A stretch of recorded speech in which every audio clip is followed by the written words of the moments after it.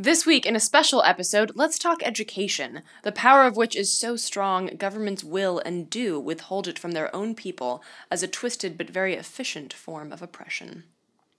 As our own access to publicly funded quality education in this country continues to falter, let's take a look at a group of people barred from knowledge, their reaction, and thousands of miles away, a creative response in solidarity, in power, to raise awareness, to educate. And finally, from the front lines, yet another reminder and source of inspiration to get informed, get engaged, and rise up. From tweets to marching in the streets, this is Act Out.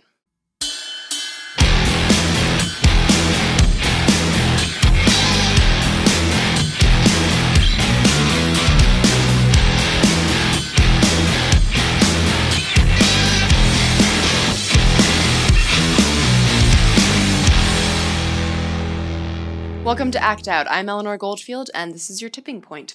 So last week, we touched on the issue of anti-intellectualism in this country, and this week, we're diving in even further. Via creativity and intellectualism, the power of education, and the drive to educate and be educated, even when it's illegal. Yes, there are those who are quite literally banned from higher education in Iran, and their resilience, their creative responses both inside of Iran and outside should serve as inspiration to us here, who continue to battle against the dumbing down of our people and the crippling of our own education system, from K through college, from classroom to newsroom. Selem Viancourt is a journalist, writer, and very much a creative activist. He is the founder of Not a Crime, Street Art for Education Equality. As the site states, thousands of young people are barred from higher education in Iran because of their beliefs. We fight this injustice through creativity and art. Indeed, around the globe, Not a Crime has worked with a slew of street artists to create the visual representation of this simple phrase: education is not a crime. We sat down with Selem to talk more about this project, the backstory of this oppression in Iran, and how creativity fuels change. Take a look. So talk about this barrier to education in Iran, both the political and the theological reasons for it, and the effect on the people. It's a great question. So the Baha'is in Iran, the Baha'is are Iran's largest religious minority. They're a group that believes in principles like the equality of men and women and the need for universal education and ideas like that. And they've been persecuted in various ways for a long time since the emergence of the religion in the 19th century. But it was really with the rise of the Islamic Republic after the revolution in 1979 that the Baha'is came in for systematic persecution. They were executed, over 200 were executed in the first few years of the revolution.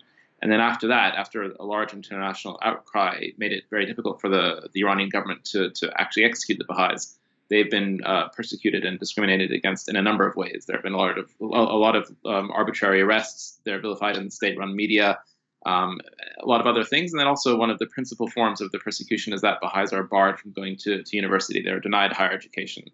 And the reasons for this politically are that the Baha'is have been a scapegoat community for the government for a long time, and when the Iranian government is trying to point blame at a community for its problems in the world, for example, it says that it's the Baha'is who are in league with the British or the Americans, or they're part of the Zionist conspiracy, these kinds of things.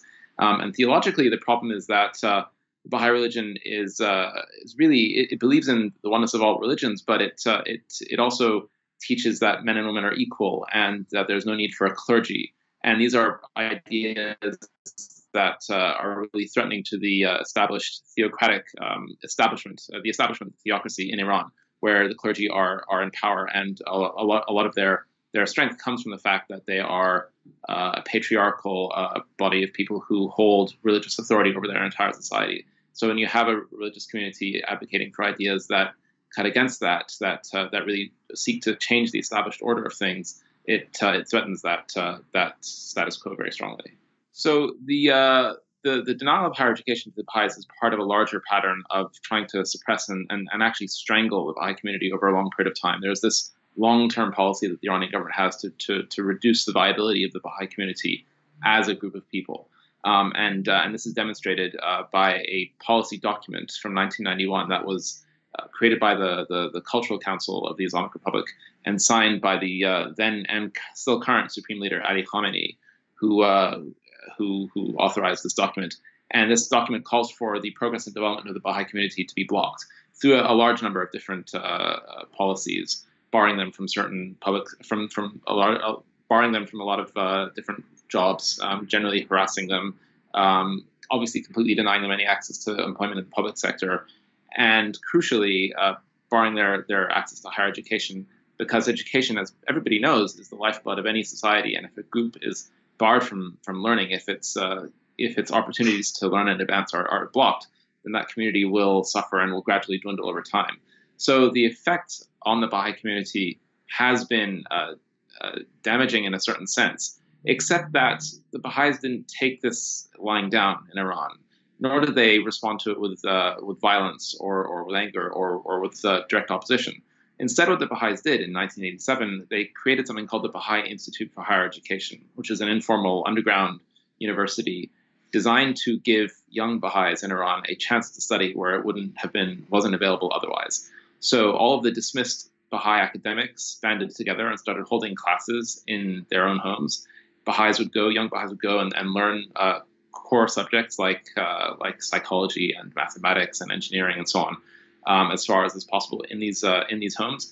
And it evolved into including distance learning with Western universities, and it's evolved further to include a large number of online classes with instructors around the world, including many who are not Baha'is, who volunteer their time. And it's been so successful that thousands of people have gone through this system.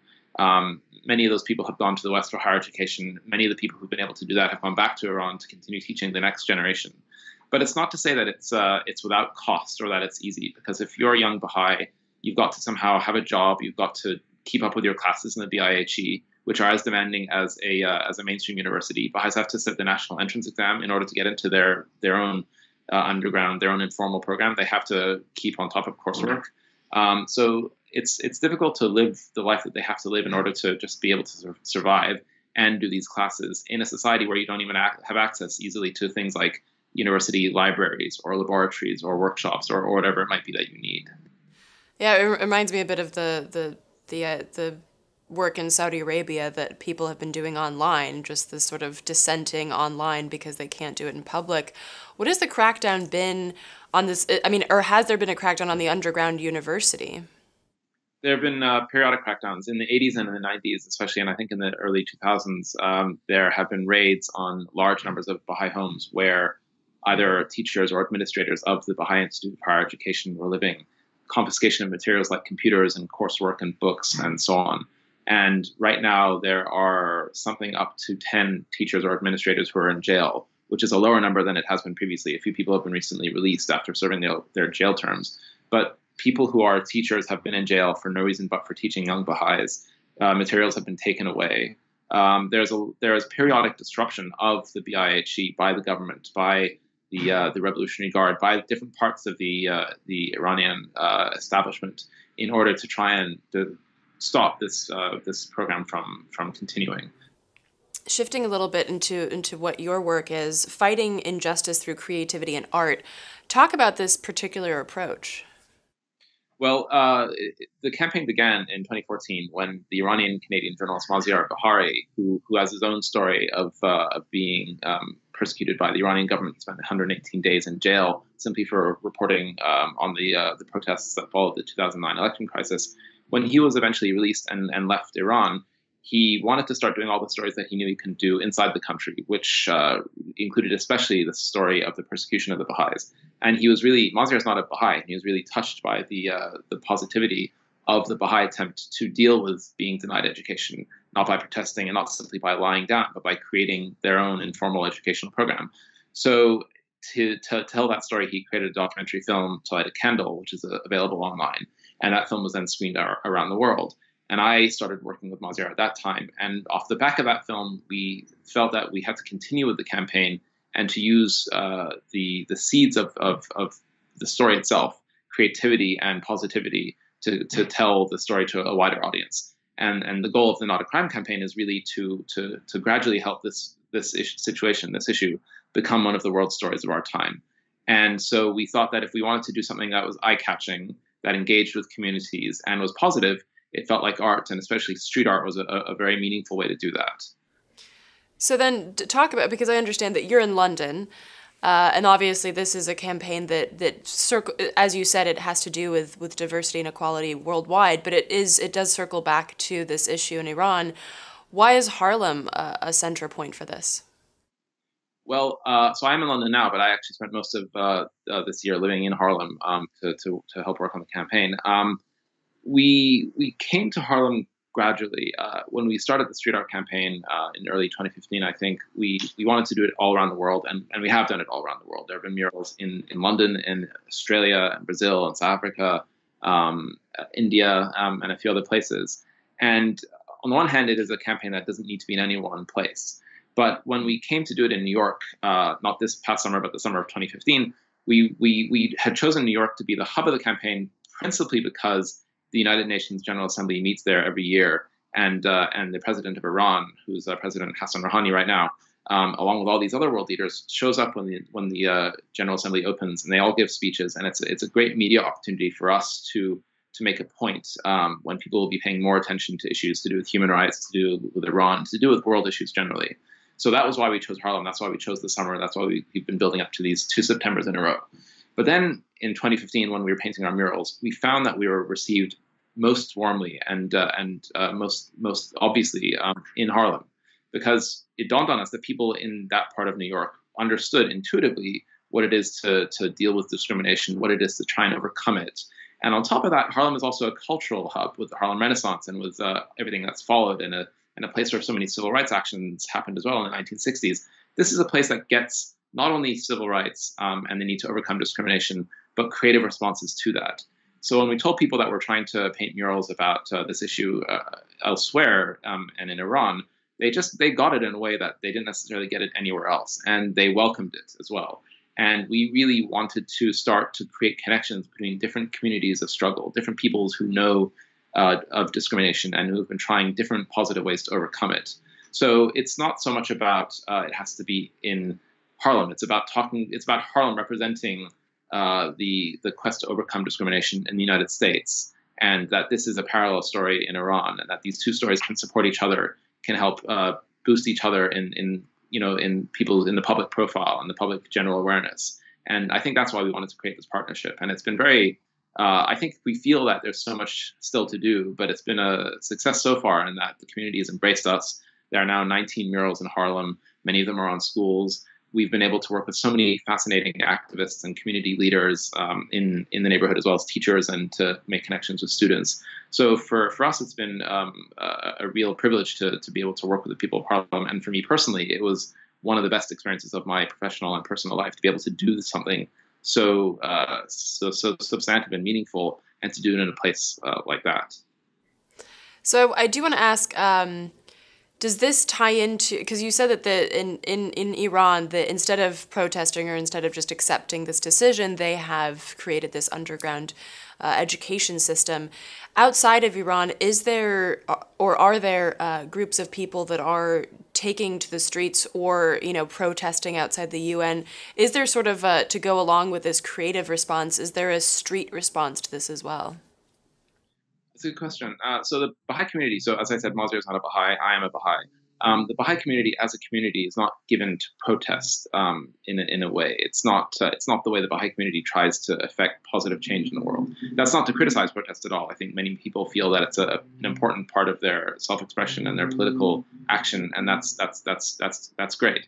But Baha'is really focus their efforts on community building and other kinds of actions. So as far as the campaign is concerned, there haven't been protests in that sense. But previous to the campaign, there have been many attempts to tell the story in the media, and there's been a lot of attempts to just raise awareness in more personal ways. So I know that Iranian students, Iranian Baha'i students in Western universities, and also non-Iranian Baha'i students, because the Baha'i community is not simply an Iranian community. Actually, most Baha'is aren't Iranian. It began in Iran, but it's a worldwide community.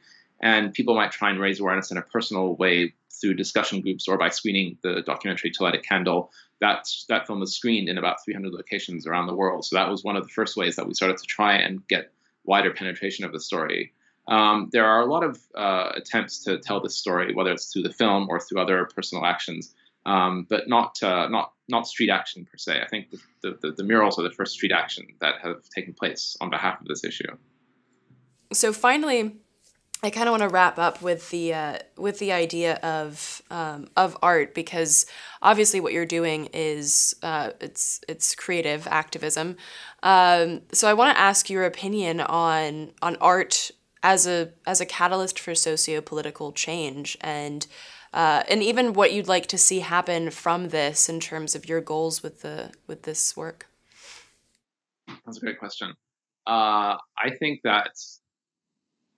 that art has a huge role to play in all positive change. We're cutting together the documentary right now of our street art campaign in New York and around the world.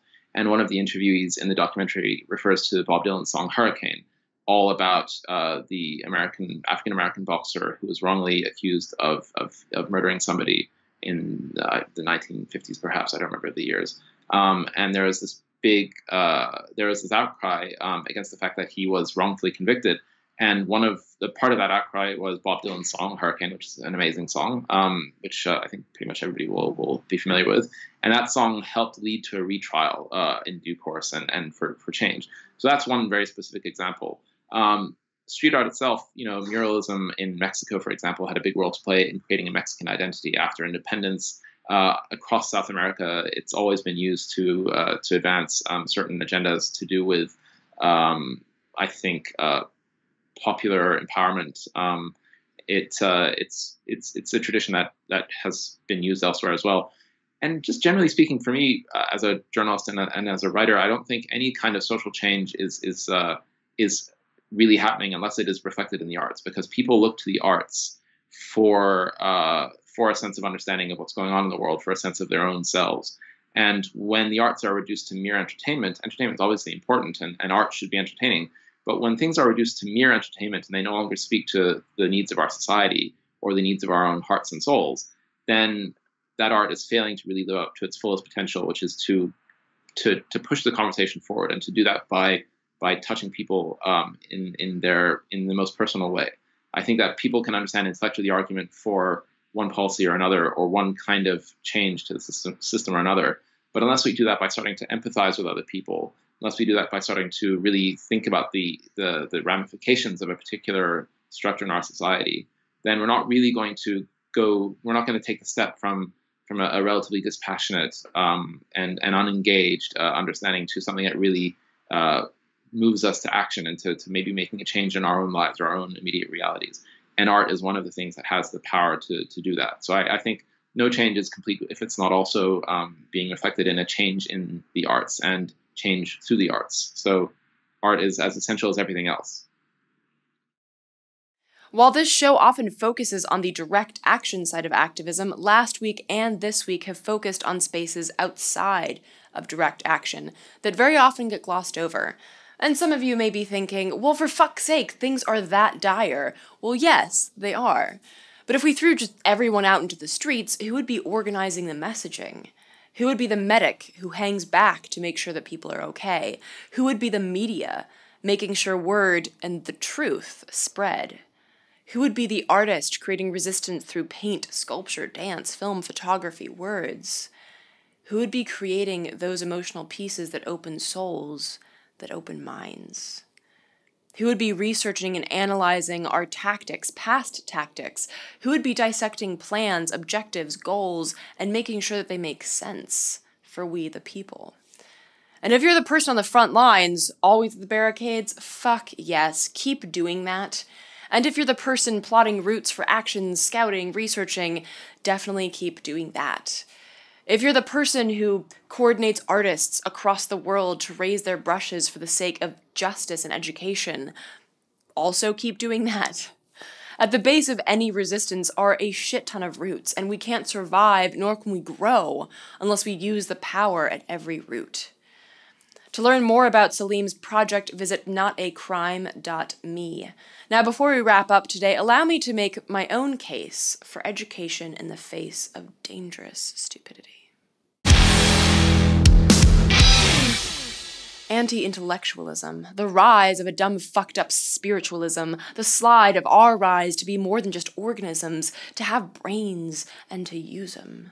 The common good, now common greed, the common god, the dollar's all you need know. Count your pennies and build our thrones, let it go. No need to grow, evolution's just a theory, climate change a hoax, now hear me. Shut your mind and open wide. The lies we feed, the lies you eat, fresh prepared with bacon grease, wrapped in flags and served on rags, with heaping sides of helpless fear. Don't fret, my dears, take all you want, there's plenty here. We must be sure that no one leaves without the taste of empire's creed, bitter and sweet. It lingers long, floods your brain with crippling fog.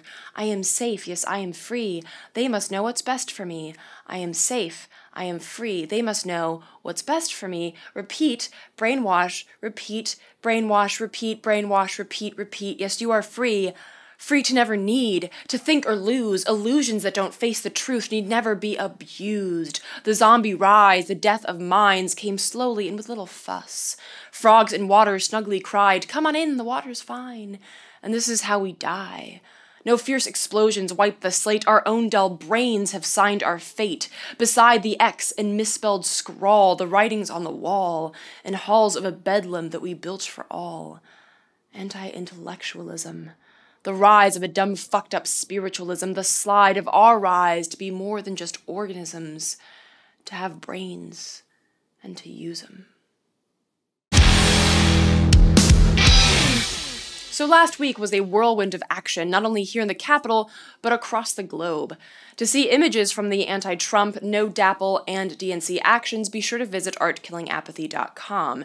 And now, before we wrap up this week's show, I'd like to play a quick clip from one of last week's actions, where fed-up citizens showed up at the DNC to stage an eviction, to boldly call them out for years of false solutions, corruption, and lies. Protesters dressed as movers brought boxes noting what they planned to remove and affixed eviction notices and for sale signs on the DNC building.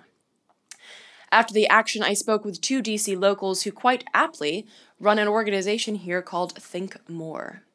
Their informed ideas and pointed anger should serve as inspiration to everyone who has felt let down by this system. Take a look.